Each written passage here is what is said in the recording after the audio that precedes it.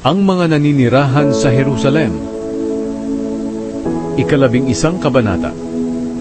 Nang panahong iyon, ang mga pinuno ng mga mamamayan ng Israel ay nakatira sa Jerusalem, ang banal na lungsod.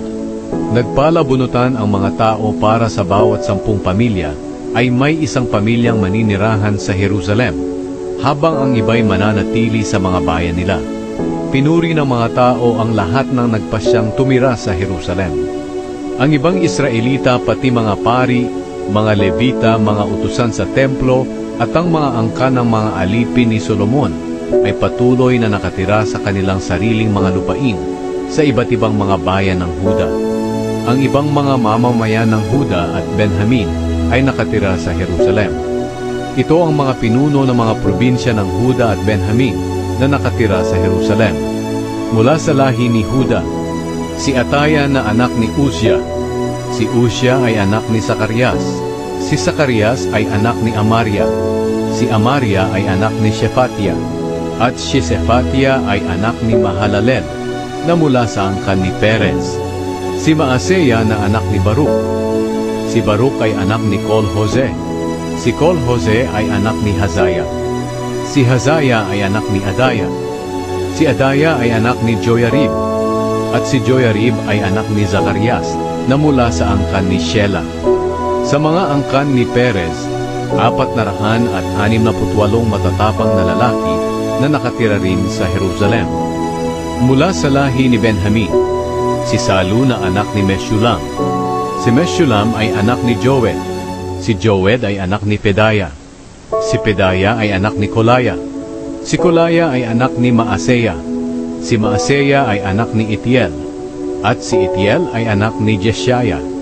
Ang sumunod kay Salu ay sina Gabay at Salai, at ang 928 kamag-anak nila. Si Joel na anak ni Zikri ang pinakapinuno nila, at ang ikalawa sa kanya ay si Huda na anak ni Hasenua.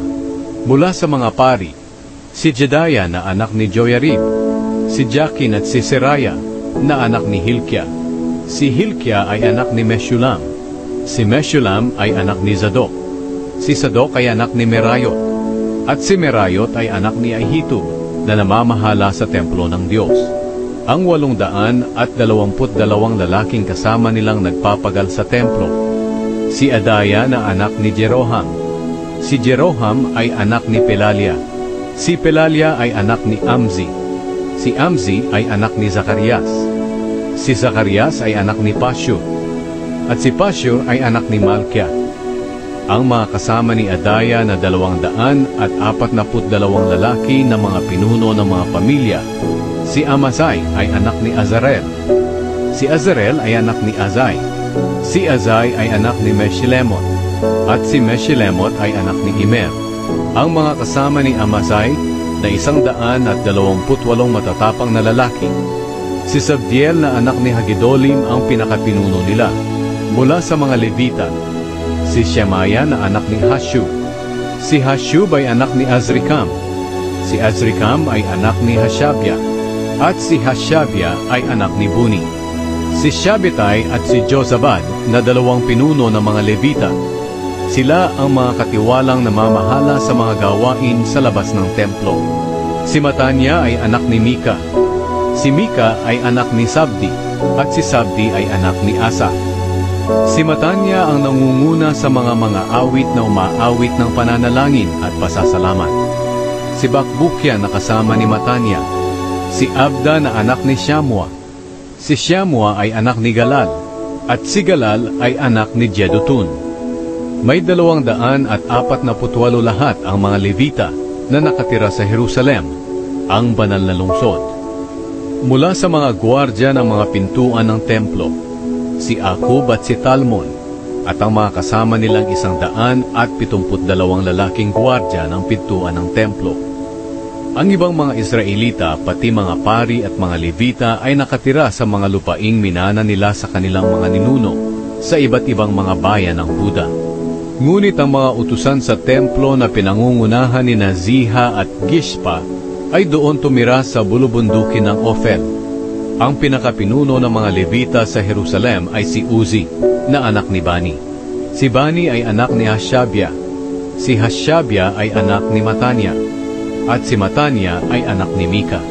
Si Uzi ay isa sa mga angkan ni Asa na mga awit sa templo ng Diyos. Ang hari ang nag-uutos sa kanila tungkol sa mga gagawin nila sa bawat araw. Si Petahia na anak ni Meshezabel, na isa sa mga angkan ni Zera na anak ni Huda, ang kinatawan ng bayan ng Israel sa hari ng Persya. Ang ibang mga mamamayan ng Huda ay nakatira sa mga bayan na malapit sa mga lupain nila. Ang iba sa kanila ay nakatira sa Kiryat Arba, Dibon, Jekabzeel, at sa mga baryo sa paligid ng mga bayang ito. Ang iba sa kanila ay nakatira sa Jeshua, Molada, Bet-Pelet, Hazar-Shual, Beer-Sheba, at sa mga baryo sa palibot nito. Mayroon ding nakatira sa kanila sa Ziklag, sa Mekona, at sa mga baryo sa paligid nito, sa Enrimon, Zora, Jarmut, Zanoa, Adulam, at sa mga baryo sa paligid ng mga bayang ito. Ang iba pa sa kanila ay nakatira sa Lakish, at sa malalapit na mga sakahan, at sa Azeka at sa mga baryo sa paligid nito. Kaya nakatira ang tao sa Huda mula sa Beersheba hanggang sa lambak ng Ben Hinnom.